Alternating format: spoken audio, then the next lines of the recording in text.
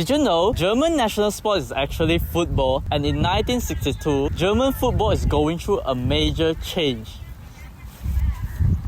Bro, you're a film student. Why are you talking about football?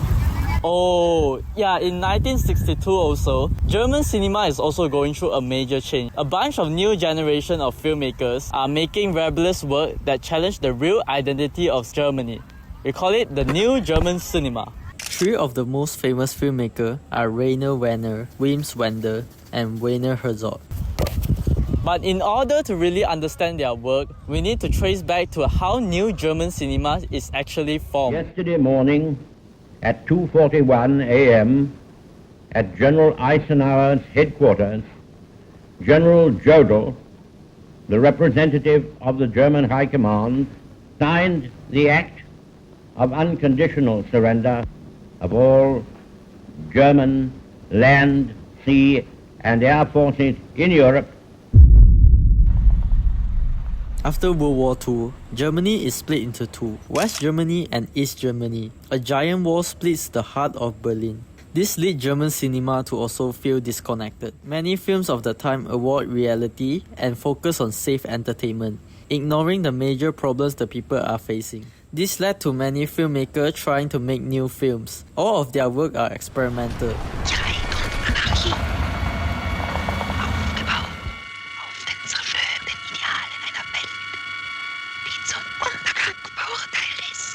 Okay, if you want to talk about the New German cinema, we have to talk about the directors first. As all we know, the New German cinema has a lot of few directors like Rainer Werner Fassbinder, also known as the head of this New German cinema. The man full of madness, Werner Herzog, the thinker Alexander Kluck. All these directors, although they didn't share the same genre in their own films, but they do have something in common. They dislike the Hollywood film. In this film, Werner Herzog didn't follow the Hollywood style. Instead, he focused on the people in the scene, describing the madness of the soldiers as the journey went on. His film focused more on obsession, survival, and the relationship between humans and nature. He often plays characters in extreme environments like jungles, desert, or isolated landscapes. Herzog's style feels raw and realistic, almost like a documentary, which make the emotional and psychological struggle feel even more intense. Another one classic film is Ali, Fear Eats the Soul by Rainer Werner Fassbinder. The film also more focused on the people, but in this film, more about loneliness and racism. Rainer Werner Fassbinder uses the story of two ordinary couples to show the society problem that time at Western Germany. Rainer Fassbinder focused heavily on human relationships, emotional conflicts, and social pressure. His film often explored loneliness, manipulation, and the darker side of modern German society.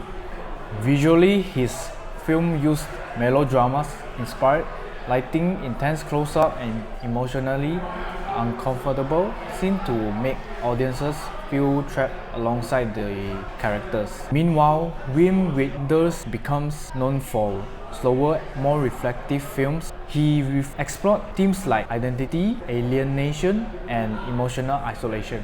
His film frequently uses long takes, quiet moments, and road journeys to create a sense of loneliness and searching. Compared to other directors in the movement, Wenders' style feels calmer and more atmospheric. Although these directors had different filmmaking styles, they shared the same goals. They wanted German cinema to confront reality instead of escape from it. Their films discuss politics, post-war identity, emotional trauma, and the changing culture of Germany. And because of that, New German cinema became one of the most influential film movement in European cinema's history.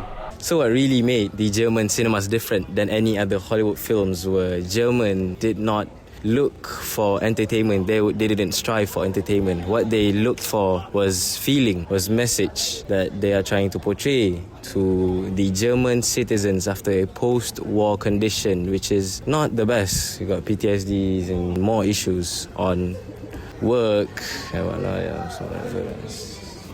German films used long takes, natural lightings, real locations, and slow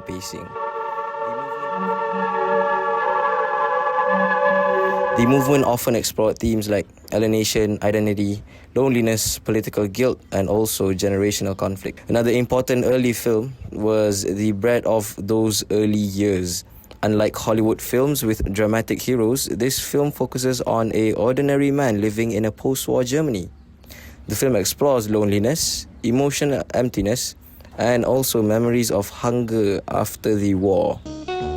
Es war seltsam, dass alles, was sie tat, was sie sagte, wie sie es sagte und wie sie sich bewegte, zu ihr passte. So, in conclusion, the new German filmmakers, they rejected the idea of fake traditional German films because they thought that it's what they call the Papa cinema is dead at the Open Heisen Manifesto. So some of the key directors that involved in this were Rainer Werner Fassbinder, Werner Herzog, Werner Reinders, and Alexander Klopp. So the core theme of German films, they started to move away from pure entertainment to explore identity, loneliness, social conflict, racism, and the reality of post-war Germany. And the cinematic style, the movement was defined by the experimental techniques such as long takes, natural lighting, real locations, and slow pacing. In terms of global impact, the movement inspired modern art house cinemas and remained one of the most influential periods in film history. That's it from me. Thank you for watching this video. Subscribe!